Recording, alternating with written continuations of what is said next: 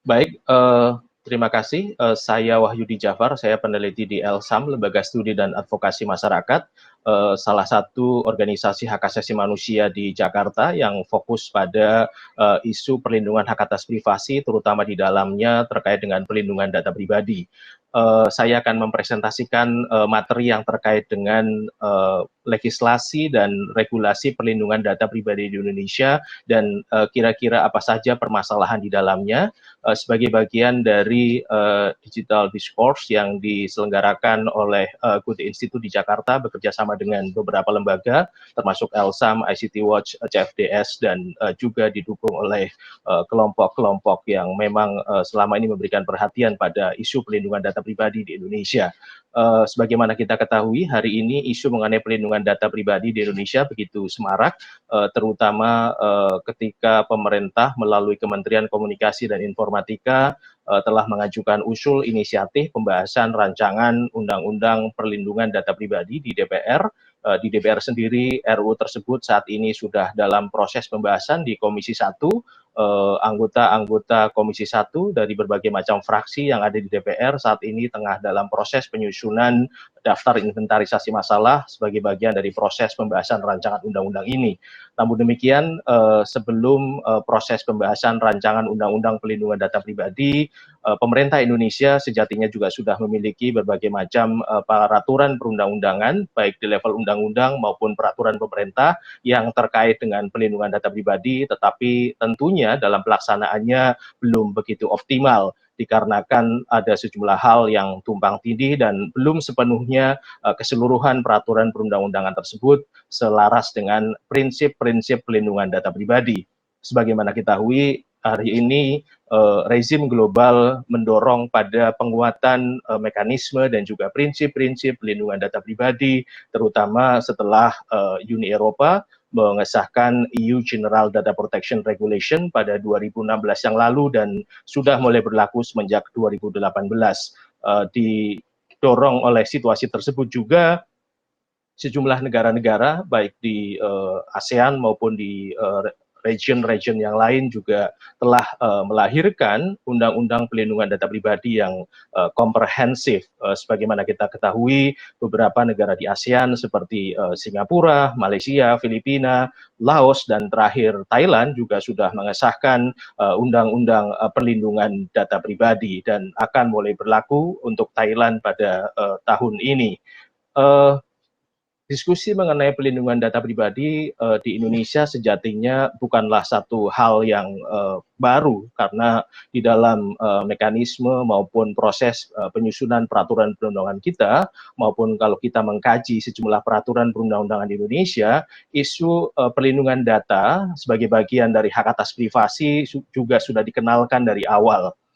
Meskipun hari ini tentu harus kita akui ada banyak perkembangan yang signifikan sebagai bagian dari proses perkembangan inovasi teknologi itu sendiri yang banyak berpengaruh terkait dengan perlindungan hak atas privasi. Sebagai gambaran,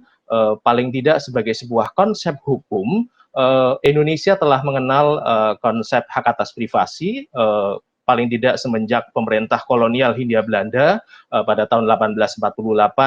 mengeluarkan Civil Code atau kita kenal sebagai Kitab Undang-Undang Hukum Perdata, maupun ketika pemerintah Hindia Belanda mengeluarkan hukum pidana mereka, kodifikasi hukum pidana mereka, KUHP, kita mengenalnya pada tahun 1915. Sehingga kemudian paling tidak semenjak keluarnya kedua aturan tersebut, hak atas privasi telah diakui sebagai bagian dari rezim hukum kita, meskipun tentu secara konseptual hak atas privasi yang dikenalkan oleh kedua hukum tersebut agak berbeda dengan konsep privacy yang mungkin dikenal di dalam akar kebudayaan Indonesia. Bagaimana kemudian privasi pramodern dikenal dalam tradisi-tradisi budaya Jawa yang kemudian secara legal diakomodasi dengan keluarnya kedua aturan tersebut yang lebih banyak mungkin mengadopsi berbagai macam konteks dan konsep yang ada di Eropa pada saat itu. Hari ini diskusi mengenai hak atas privasi tentu sangat terkait erat tadi dengan berbagai macam perkembangan teknologi. khususnya teknologi inovasi, teknologi informasi dan komunikasi, dan juga berbagai macam hal yang terkait dengan pemanfaatan data. Nah,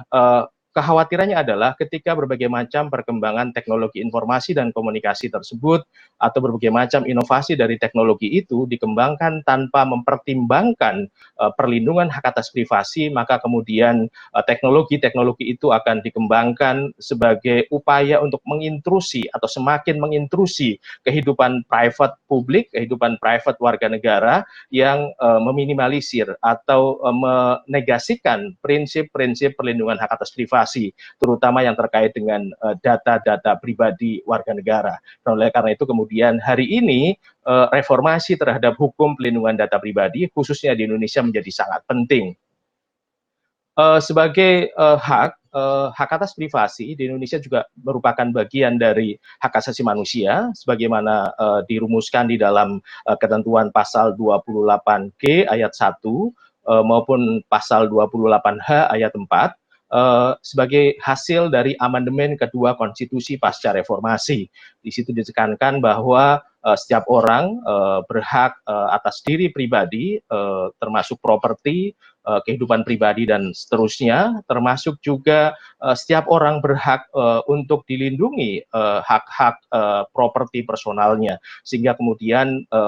dari ketentuan kedua pasal tersebutlah data pribadi sebagai bagian dari hak atas privasi warga negara bisa dikualifikasikan atau menjadi bagian yang integral, menjadi bagian yang tidak terpisahkan dari hak asasi manusia atau hak-hak konstitusional warga negara di Indonesia. Bahkan sebelum amandemen kedua konstitusi pada tahun 2000, Undang-Undang nomor 39 tahun 99 di dalam pasal 29 dan pasal 31 Undang-Undang Hak Asasi Manusia juga telah secara spesifik mengatur mengenai bagaimana perlindungan hak atas privasi warga negara. Dalam perkembangannya Indonesia juga hari ini telah menjadi bagian dari negara pihak Kovenan Internasional Hak-Hak Sipil dan Politik yang secara eksplisit di dalam ketentuan pasal 17 Undang-Undang nomor 12 tahun 2005 tentang pengesahan Kovenan Internasional Hak-Hak Sipil dan Politik juga secara spesifik mengatur tentang pelindungan hak atas privasi. Atau sebelum itu ketika kita membaca TAP MPR nomor 17 tahun 1998 tentang hak asasi manusia yang merupakan bagian dari turunan Deklarasi Universal Hak Asasi Manusia juga telah secara eksplisit sejatinya menyantumkan tentang perlindungan hak atas privasi. Jadi hak atas privasi hari ini telah menjadi bagian yang integral dari kehidupan kita sebagai bagian dari hak-hak konstitusional warga negara maupun sebagai bagian dari hak asasi manusia yang diakui oleh pemerintah kita dan oleh karenanya menurunkan sejumlah kewajiban bagi pemerintah dalam hal ini untuk memastikan perlindungan hak atas privasi warga negara. Nah, lalu bagaimana ekosistem perlindungan data pribadi di Indonesia? Dari hasil studi kami di Elsam, kami memetakan dan kami menemukan paling tidak terdapat 32 undang-undang di Indonesia yang terkait dengan pelindungan data pribadi atau materinya mengandung konten yang terkait dengan pelindungan data pribadi di sejumlah sektor, baik di sektor informasi dan komunikasi, sektor layanan kesehatan, terkait dengan administrasi kependudukan dan kearsipan, juga sektor keuangan dan perbankan, termasuk juga di dalamnya perpajakan, sektor perindustrian dan perdagangan, dan juga yang terkait dengan keamanan dan penegakan hukum. Kita akan mencoba membahas sektor demi sektor tersebut untuk melihat sejauh mana undang-undang telah memberikan pengaturan terkait dengan pelindungan data pribadi. Kalau kita melihat di sektor informasi dan komunikasi, terutama yang terkait dengan penggunaan teknologi informasi dan komunikasi, sejatinya pengaturan terkait dengan hak atas privasi sebelumnya terkait erat dengan isu mengenai larangan penyadapan secara sewenang-wenang atau larangan intersepsi secara sewenang-wenang terhadap surat-surat yang dikirimkan. Hal ini sebagaimana diatur di dalam Pos Ordonansi tahun 1935 melalui Statsblak nomor 720 1934. Di situ di mana dikatakan bahwa dilarang untuk membuka surat yang tidak sampai pada alamatnya tanpa izin dari ketua pengadilan. Yang ini diatur di dalam satu undang-undang tentang pos. Lalu tadi di awal juga disampaikan bagaimana kemudian KUH pidana atau Kitab Undang-Undang Hukum Pidana dan juga Kitab Undang-Undang Hukum Perdata mengatur itu. Nah, berangkat dari prinsip hukum itu, berangkat dari pengaturan hukum itu, setelah kemerdekaan, ketika Indonesia merumuskan Undang-Undang Telekomunikasi, Undang-Undang Nomor 36 Tahun 1999, juga secara spesifik mengatur mengenai larangan penyadapan, kecuali untuk kepentingan penegakan hukum dan yang terkait dengan keamanan nasional. Bagaimana kemudian intelijen menggunakan praktek-praktek penyadapan ini, termasuk pengumpulan data pribadi sebagai bagian dari penegakan hukum maupun yang terkait dengan keamanan nasional. Ada beberapa mekanisme di dalam pelaksanaannya. Lalu kemudian kalau pengaturan yang spesifik terkait dengan penggunaan teknologi internet itu diatur lebih lanjut di dalam ketentuan pasal 31 Undang-Undang Nomor 11 Tahun 2008 tentang informasi dan transaksi elektronik yang telah diubah melalui Undang-Undang Nomor 19 Tahun 2016. Ketentuan mengenai pelindungan data pribadi dalam sektor informasi dan komunikasi juga kita temukan di dalam Undang-Undang Nomor 14 Tahun 2008 tentang keterbukaan informasi publik, di mana di situ dikatakan bahwa data pribadi termasuk informasi yang dikecualikan. Jadi dia bukan bagian dari informasi publik yang bisa diakses oleh publik secara umum. Nah, lebih lanjut sebagai bagian dari pelaksanaan Undang-Undang Nomor 11 Tahun 2008 tentang informasi dan transaksi elektronik, di mana kemudian dalam ketentuan pasal 26 diatur secara spesifik mengenai perlindungan data pribadi. Pemerintah juga telah mengeluarkan peraturan pemerintah nomor 71 tahun 2019 tentang implementasi penyelenggaraan sistem dan transaksi elektronik. Di situ disebutkan beberapa klausul terkait dengan prinsip-prinsip pelindungan data pribadi, lalu kemudian sejauh mana kewajiban penyelenggara sistem elektronik yang dalam hal ini berkedudukan sebagai pengendali dan prosesor data yang terkait dengan perlindungan data pribadi. Dalam aspek yang lebih teknis, Kementerian Komunikasi dan Informatika juga telah mengeluarkan peraturan Menteri Kominfo nomor 20 tahun 2016 tentang pelindungan data pribadi dalam sistem elektronik. Nah, dalam konteks ini pula kemudian hari ini ketika kita berdebat mengenai bagaimana seharusnya pemerintah mengoperasikan aplikasi Peduli Lindungi sebagai upaya dalam penanganan COVID-19 bisa memperhatikan sejumlah klausul yang terkait dengan pelindungan data pribadi, terutama dalam konteks penyelenggaraan sistem elektronik sebagaimana diatur oleh peraturan pemerintah nomor 71 tahun 2019 maupun di dalam Permen Kominfo nomor 20 tahun 2016. Yang menarik adalah di dalam Undang-Undang ITE, dalam ketentuan pasal 26, terutama di dalam penjelasannya, itu secara spesifik telah diberikan penjelasan mengenai apa itu hak atas privasi, ruang lingkupnya termasuk apa saja. Dan kemudian juga sebagai hasil amandemen dari Undang-Undang Informasi dan Transaksi Elektronik ini, melalui Undang-Undang Nomor 19 Tahun 2016, Indonesia juga telah mengakomodasi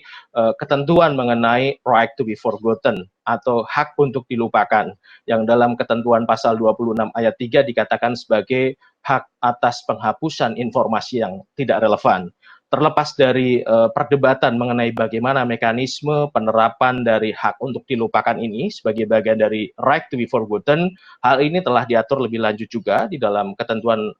peraturan pemerintah nomor 71 tahun 2019 yang tentu bisa kita sempurnakan nantinya ketika kita membahas rancangan undang-undang pelindungan data pribadi di DPR. Lalu bagaimana dengan sektor administrasi kependudukan dan kearsipan? Ketika bicara tentang administrasi kependudukan, tentu sangat identik dengan bagaimana negara hari ini memiliki program yang terkait dengan sistem identitas nasional atau ID System Database yang kita kenal dengan KTP elektronik atau KTPL atau iKTP, yang merupakan satu upaya dari pemerintah untuk menghadirkan sistem identitas tunggal nasional yang dikelola oleh Kementerian Dalam Negeri. Ini merupakan mandat dari Undang-Undang Nomor 23 Tahun 2006 tentang administrasi kependudukan yang kemudian diubah melalui Undang-Undang Nomor 24 Tahun 2013, yang di situ juga diakui tentang bagaimana menempatkan informasi-informasi kependudukan atau data-data kependudukan sebagai bagian dari data pribadi. meskipun ada banyak perdebatan di dalamnya, ada banyak persoalan di dalamnya dikarenakan ketidaksesuaian antara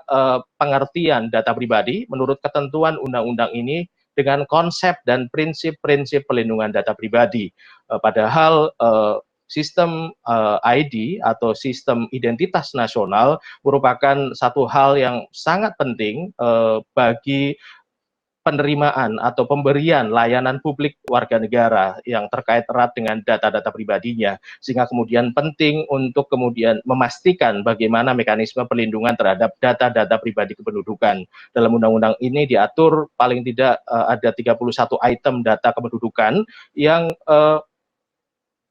hampir semua dari 31 item tersebut adalah bagian dari data pribadi yang kemudian seharusnya di dalam penggunaan dan pemanfaatannya juga sepenuhnya harus mengikuti prinsip-prinsip perlindungan data pribadi. Nah, sementara ketentuan yang terkait dengan kearsipan ini berkaitan dengan isu mengenai data retensi atau bagaimana mekanisme retensi datanya, berapa lama dan seterusnya. Nah, ini juga masih menjadi perdebatan karena memang tidak ada satu ketentuan yang baku yang detail mengenai berapa lama retensi dari suatu data. Belum lagi kemudian isu-isu yang terkait dengan penyelenggaraan pemilu, Undang-Undang Nomor 17 Tahun 2017 tentang pemilihan umum juga sangat terkait erat dengan penggunaan data-data pribadi kependudukan dalam konteks penyusunan daftar pemilih tetap atau dikenal sebagai electoral rolls yang seringkali menjadi perdebatan dan hari ini juga menjadi bagian dari strategi political micro-targeting yang dikembangkan di banyak negara yang seringkali juga melakukan eksploitasi data-data pribadi warga negara untuk tujuan pemenangan di dalam pemilu. Berikutnya kalau kita bicara mengenai sektor keuangan, perbankan, dan perpajakan, ada banyak peraturan perundang-undangan di Indonesia, terutama yang terkait dengan perbankan, misalnya undang-undang mengenai Bank Indonesia, undang-undang perbankan syariah, dan yang terbaru adalah undang-undang Otoritas Jasa Keuangan telah secara spesifik mengatur mengenai bagaimana seharusnya perlindungan data pribadi nasabah perbankan atau nasabah industri keuangan, asuransi dan seterusnya. Namun demikian masih juga ada berbagai macam problem di dalam implementasinya. Bagaimana kita melihat sejumlah kasus yang terkait dengan nasabah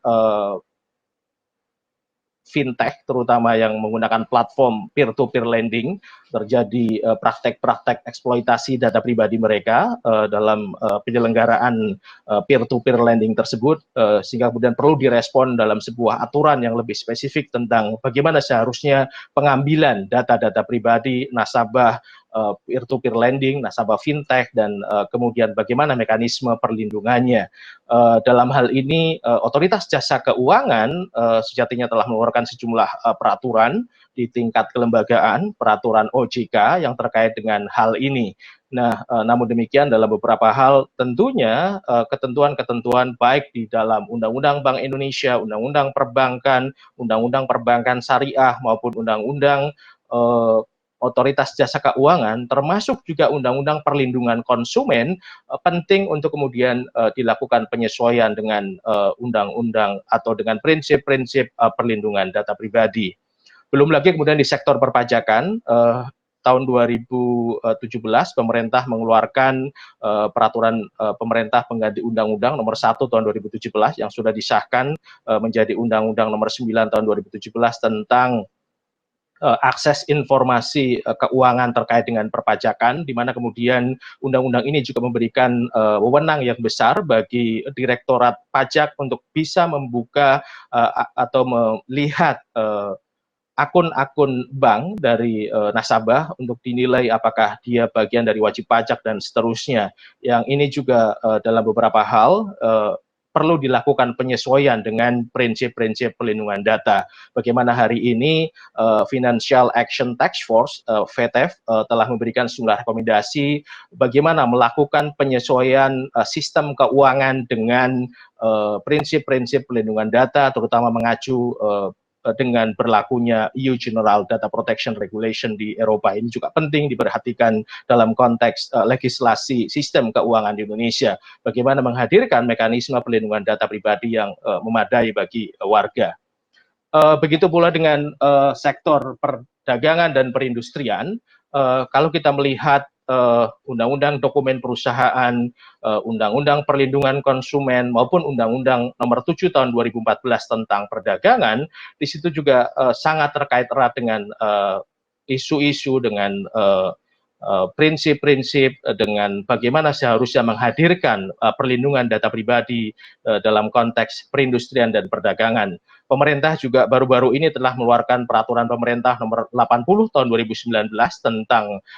perdagangan elektronik atau e-commerce, di mana kemudian isu mengenai perlindungan data pribadi juga sangat besar, di mana kemudian hari ini pertumbuhan e-commerce di Indonesia sangat tinggi dengan hadirnya sejumlah platform e-commerce yang masuk dalam kategori unicorn, dan kemudian pertumbuhan pengguna internet juga dibarengi dengan semakin tumbuhnya e-commerce di Indonesia. Dan oleh karena itu kemudian isu mengenai perlindungan data menjadi sangat penting dihadirkan untuk memastikan keamanan dan juga perlindungan data pribadi nasabah ketika melakukan transaksi e-commerce. Sementara kalau kita melihat peraturan pemerintah nomor 80 tahun 2019 maupun Undang-Undang Perdagangan, termasuk juga di dalamnya Undang-Undang Informasi dan Transaksi Elektronik, belum sepenuhnya menghadirkan satu mekanisme yang detail tentang bagaimana seharusnya melindungi hak-hak dari subjek data, dan juga menghadirkan kewajiban yang komprehensif yang memastikan perlindungan, bagaimana pengendali data, bagaimana prosesor data bekerja dalam konteks e-commerce ini. Pun demikian kalau kita bicara mengenai layanan kesehatan, ini menjadi perdebatan yang cukup pelik ketika hari ini pemerintah diwajibkan untuk memberikan respon yang optimal terkait dengan penanganan COVID-19, di mana di situ ada isu mengenai pembukaan data pribadi pasien dan juga ada isu yang terkait dengan pelacakan lokasi dari mereka-mereka yang diduga sebagai pasien atau mereka yang diduga terinfeksi COVID-19. Dalam konteks kesehatan, sejatinya sejumlah peraturan perundang-undangan di Indonesia, baik undang-undang praktek kedokteran, undang-undang kesehatan, maupun sejumlah undang-undang yang lain seperti undang-undang rumah sakit, undang-undang nomor 44 tahun 2009, undang-undang tentang kesehatan jiwa, undang-undang tentang tenaga kesehatan, undang-undang tentang keperawatan, maupun undang-undang tentang narkotika, telah mengatur tentang bagaimana seharusnya perlindungan data pribadi dalam konteks kesehatan, khususnya yang terkait dengan rekam medis. Ketentuan mengenai perlindungan data pribadi dalam konteks data pasien, rekam medis itu juga telah secara teknis diatur di dalam peraturan Menteri Kesehatan, di mana kemudian menempatkan data pribadi kesehatan sebagai bagian dari data sensitif, di mana kemudian data sensitif itu hanya bisa dibuka atau dibatasi perlindungannya, atau kemudian dimungkinkan untuk diproses paling tidak dengan dua persyaratan. Pertama, adanya izin dari subjek data atau pemilik data, dan yang kedua adalah terkait dengan kepentingan vital atau vital interest dari subjek data atau pemilik data. Nah, oleh karena itu kemudian juga ini menjadi basis bagaimana kita kemudian mensikapi upaya-upaya atau dorongan-dorongan yang terkait dengan pembukaan data pribadi pasien COVID-19, di mana kemudian kalau kita membaca peraturan Menteri Kesehatan yang terkait dengan rekam medis, di situ secara eksplisit dikatakan bahwa pembukaan itu dimungkinkan untuk kepentingan masyarakat sepanjang tidak membuka identitas dari si pasien. Artinya nama dan seterusnya yang bisa mengidentifikasi si pasien tersebut tidak dimungkinkan untuk dibuka. Dan oleh karena itu kemudian ini menjadi penting dan harus menjadi perhatian bagi pemerintah bagaimana memastikan perlindungan data-data pribadi yang terkait dengan data pasien atau data kesehatan pada umumnya. Selanjutnya yang terkait dengan keamanan dan penegakan hukum, ini terkait dengan otoritas atau wewenang yang dimiliki oleh aparat penegak hukum, baik kejaksaan maupun kepolisian, dan juga yang terkait dengan keamanan nasional, institusi-institusi intelijen yang ada di Indonesia, terutama terkait dengan intersepsi komunikasi atau surveillance, dan juga yang terkait dengan pengumpulan data-data pribadi mereka yang diduga terlibat atau disangka terlibat dalam suatu tindak kejahatan, atau terkait dengan data-data keuangan dari mereka yang diduga atau terlibat dalam suatu tindak kejahatan, di mana kemudian aturannya di sini cukup banyak, mulai dari ketentuan di dalam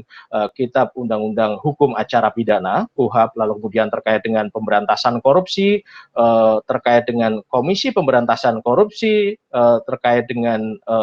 pemberantasan perdagangan orang, lalu kemudian terkait dengan pemberantasan pencucian uang, intelijen negara, juga terkait dengan pemberantasan terorisme, pemberantasan pendanaan terorisme, bahkan ketentuan di dalam undang-undang yang mengatur mengenai komisi yudisial juga mengatur tentang hal ini.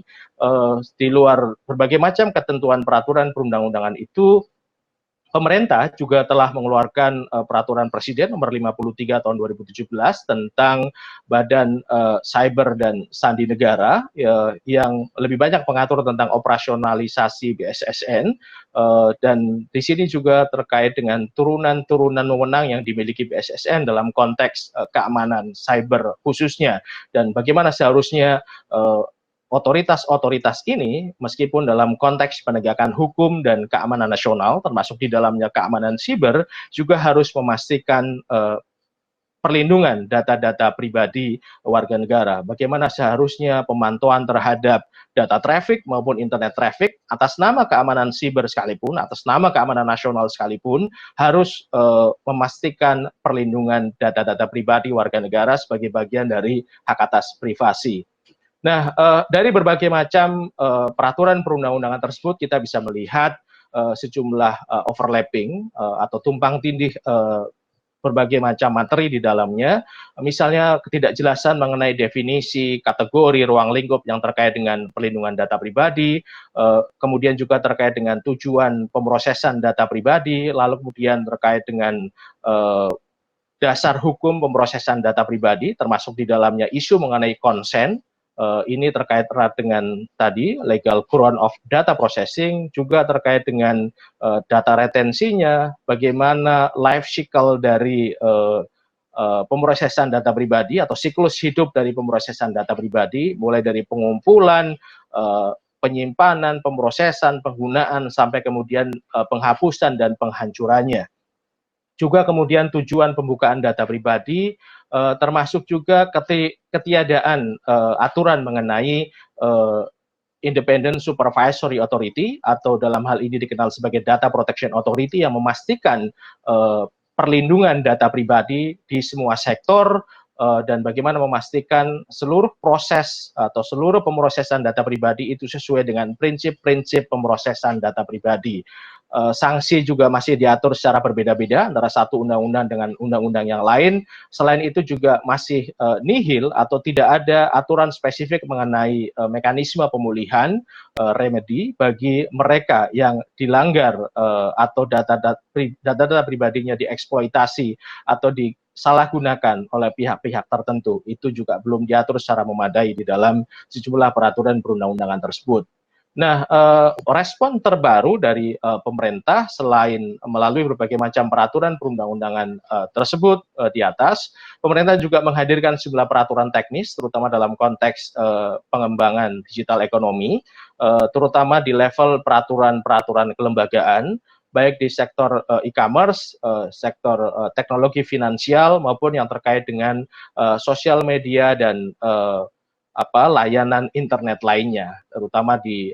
peraturan Bank Indonesia, peraturan Dewan Gubernur Bank Indonesia, peraturan OJK, peraturan Menteri Komunikasi dan Informatika, dan juga tentu diskusi-diskusi yang berkembang di Kementerian Perdagangan, khusus yang terkait dengan e-commerce. Ini semua tentu tidak cukup ketika hanya direspon di level peraturan teknis yang ada peluang atau ada potensi tumpang tindih antara satu aturan dengan aturan yang lain. Sebagai contoh misalnya, bagaimana kemudian memastikan perlindungan data pribadi dalam konteks sistem identitas kependudukan yang semata-mata hanya mengacu kepada aturan-aturan yang terkait dengan administrasi kependudukan ataupun sejumlah ketentuan di internal Kementerian Dalam Negeri yang mengatur tentang identitas kependudukan. Perlu satu payung undang-undang, satu payung regulasi yang lebih komprehensif yang bisa menjamin kepastian hukum dalam konteks pelindungan data pribadi, sehingga kemudian hak-hak dari subjek data, hak-hak dari pemilik data juga bisa dipastikan, bisa dilindungi secara komprehensif, secara penuh dengan mengacu kepada undang-undang tersebut. Oleh karena itu kemudian penting hari ini bagi Indonesia untuk mengakselerasi proses pembahasan rancangan undang-undang pelindungan data pribadi untuk secara baik, secara detail, secara komprehensif dan kuat mengatur mengenai definisi data pribadi, jenis-jenis data pribadi, lalu bagaimana legal ground atau dasar hukum pemrosesan data pribadi, apa saja hak-hak dari subjek data atau hak-hak dari pemilik data, apa saja kewajiban dari pengendali dan prosesor data, bagaimana mekanisme penyelesaian sengketanya jika terjadi kegagalan dalam perlindungan data pribadi, dan juga bagaimana kita bisa menghadirkan satu otoritas independen atau independent supervisory authority atau data protection authority yang bisa memastikan perlindungan data pribadi yang komprehensif bagi seluruh warga negara, termasuk bagaimana warga negara melalui lembaga ini, melalui data protection authority ini bisa mengakses pemulihan ketika terjadi kegagalan dalam perlindungan data pribadi mereka. Ada sejumlah rekomendasi dalam hal ini, baik terkait dengan substansi tadi, bagaimana memastikan rancangan undang-undang yang sesuai dengan prinsip-prinsip pelindungan data pribadi, maupun hal-hal yang terkait dengan memastikan partisipasi publik sebesar-besarnya, bagaimana kemudian multi-stakeholders approach atau pendekatan multi-stakeholders dalam konteks pengaturan teknologi informasi dan komunikasi bisa dipastikan terlibat secara aktif di dalam proses pembahasan rancangan undang-undang ini. Itu mungkin sebagai gambaran bagaimana lanskap legislasi dan regulasi yang terkait dengan pelindungan data pribadi di Indonesia, dan bagaimana kita semua harus terlibat dan memastikan sebuah undang-undang pelindungan data pribadi yang komprehensif hadir di Indonesia dengan memastikan hadirnya prinsip-prinsip perlindungan data pribadi yang kuat. Terima kasih.